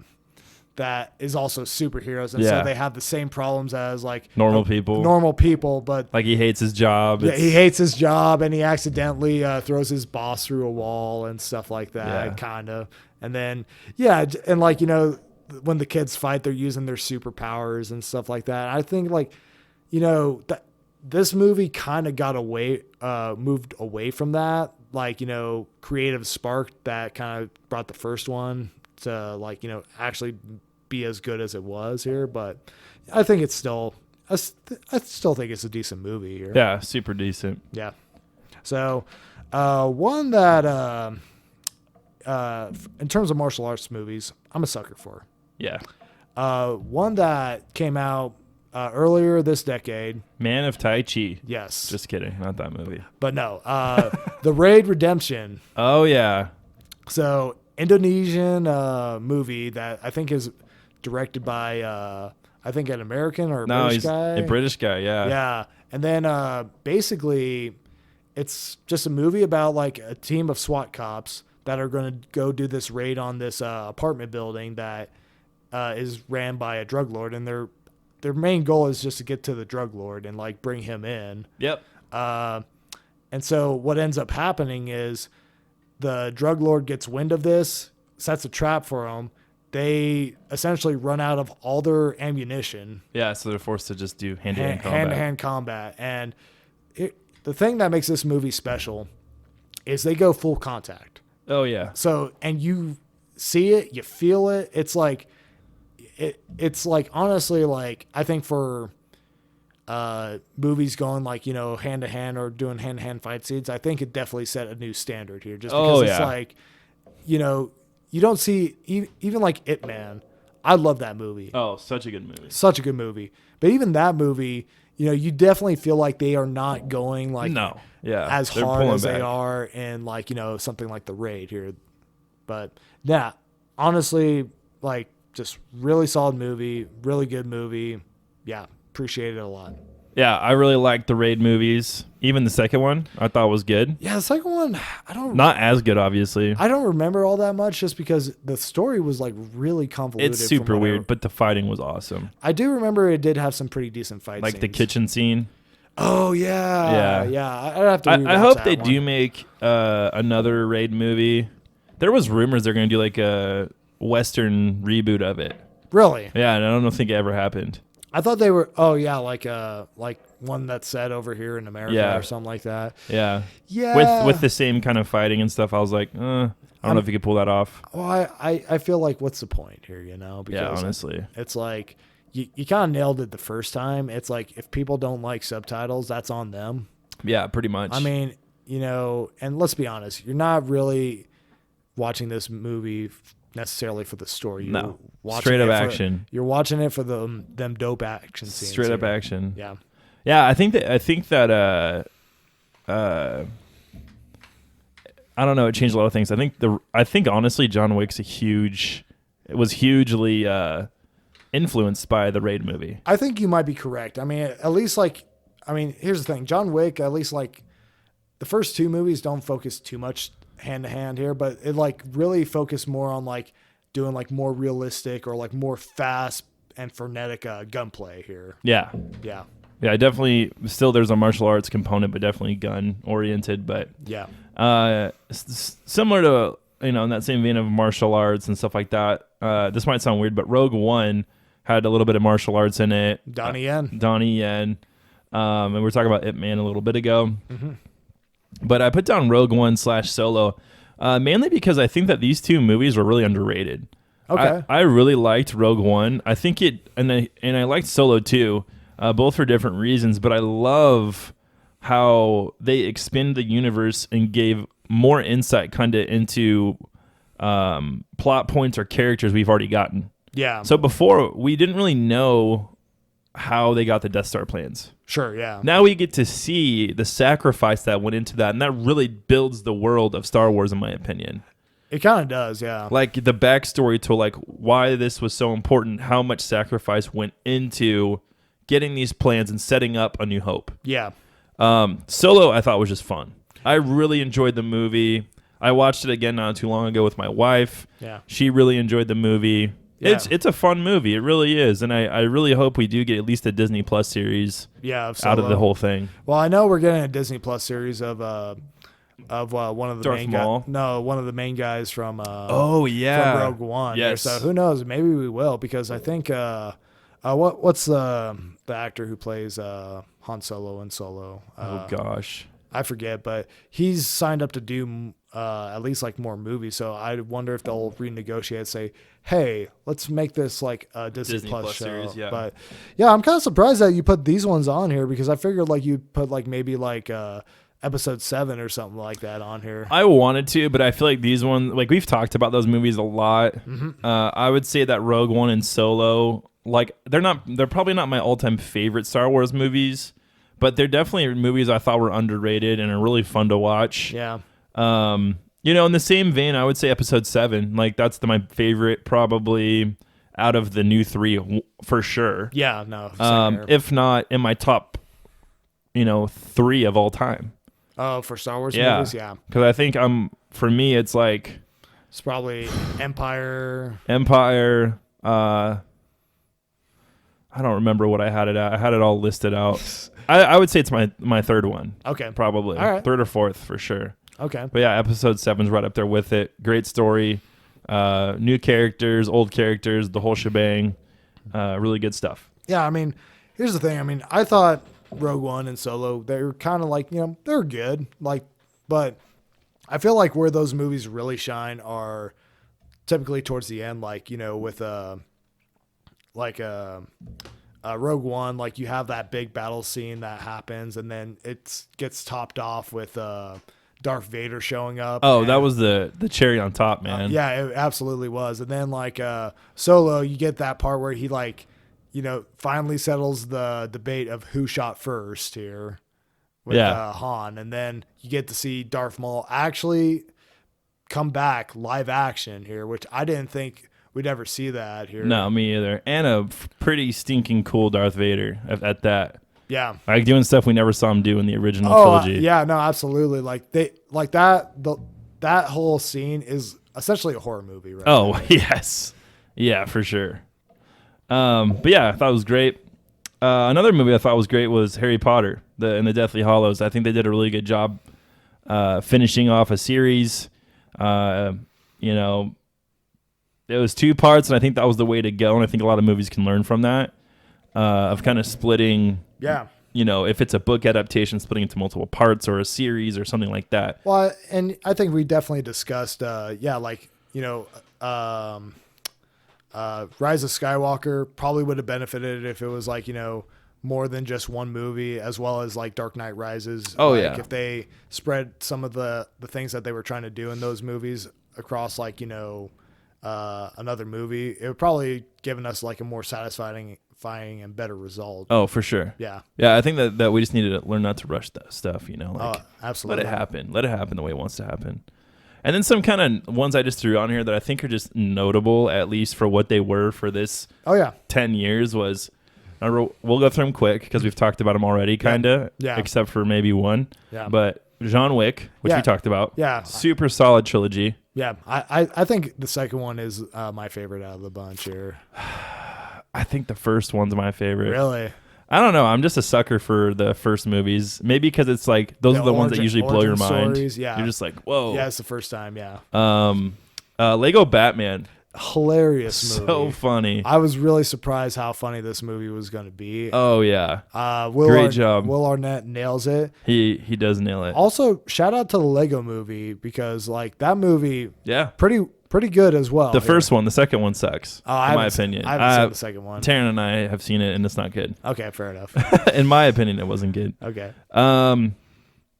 Thor Ragnarok, mainly because I think this really flipped a switch on the Thor franchise. The first movie I thought was good. Second movie I didn't like at all. Sure. The third movie I thought was Thor Ragnarok. Hilarious, in my opinion. And I know you don't like it as much. No, I don't, just because I feel like it was so meta though. It was so self-aware and so funny. It was very meta, but I definitely feel like this was like Thor in a Guardians of the Galaxy movie. Like, you go to like pretty much. You go to the space setting. It kind of feels like it's at odds with itself because you have like this really kind of serious storyline with like Odin dying, and you also have like the destruction of Asgard. But it's like, hey, let's go mess around in like this arena planet for like 2 hours. Yeah, and, pretty like, much do stuff. So I kind of feel like it undercuts a lot of the things that movie I just loved so many different parts of that movie, especially the beginning when he's like giving that commentary to the audience. Oh, when yeah. He's wrapped up. Talking to like the skeleton. Yeah, and all that. It's us, basically, the audience, pretty much. Oh, yeah, no, absolutely. And thought that was funny. And then also the Matt Damon cameo. Oh, yes. Classic. Yeah. It's good stuff. Yeah. And then I just want to mention Endgame because I think that this was something that also ended a whole, not even a trilogy, but like 22 movie run. Yeah, and it did an amazing job. Yeah, no, I mean, obviously not completely end, but it ended like the main plot thread or storyline that these movies had going for them. Oh, here. for sure. And no, it's like yeah, the freaking end scene on that movie, absolutely insane. Yeah, here. that fight scene was nuts. Yeah, we finally get an Avengers Assemble. Yeah, I mean, basically, I feel like they were saying like, hey, you know those things like in Age of Ultron that you kind of wanted but you didn't get? You got it. Yeah. And, so. Kudos. No, kudos. And just so many memorable moments in that last fight scene and all that. Yeah, just real great. Yeah. Yeah. Well, I mean, that's it for our favorite movies of the decade. We hope you enjoyed it. We appreciate you listening. You could check us out on all our social medias and on YouTube. Feel free to consider donating to our Patreon at patreon.com/withnerds. And yeah, look for our next weekly episode coming out on Monday. And remember, everyone's a nerd about something. Peace out.